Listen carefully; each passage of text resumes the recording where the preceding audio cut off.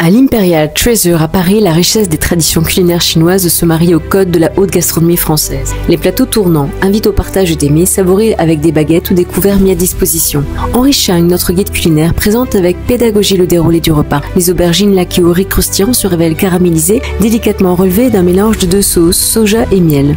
Viennent ensuite les fameux dim sum, xiao, long bao, raviolis shanghaïens cuits à la vapeur. Il faut percer la pâte fine pour aspirer le bouillon, puis assaisonner la farce de porc d'un filet de vinaigre noir et de la mène de gingembre.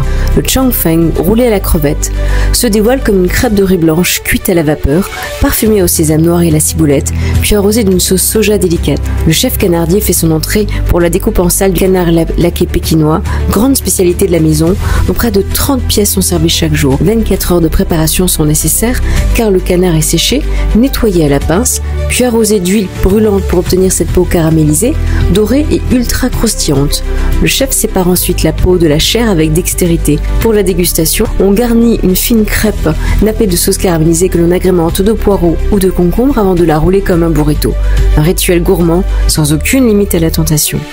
La dégustation se poursuit avec des plats traditionnels, cantonais et shanghaïens, cuisinés au wok et servis avec le riz sauté nyongzu, agrémenté de porc laqué, de crevettes, de filochés de jaune d'œuf et de ciboulettes chinoises.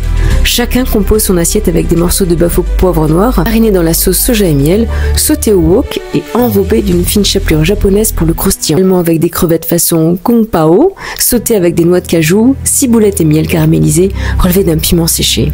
En dessert, il y a deux propositions qui se répondent. Il est conseillé de commencer par le velouté frais à la mangue, perle du Japon pour la texture. Vient la liu shabao, petite brioche noire à l'encre de sèche, recouverte d'une feuille d'or, renfermant un cœur coulant de jaune d'œuf aux notes d'amande et de vanille. Coupée en deux, elle se savoure plus délicatement comme un doux secret.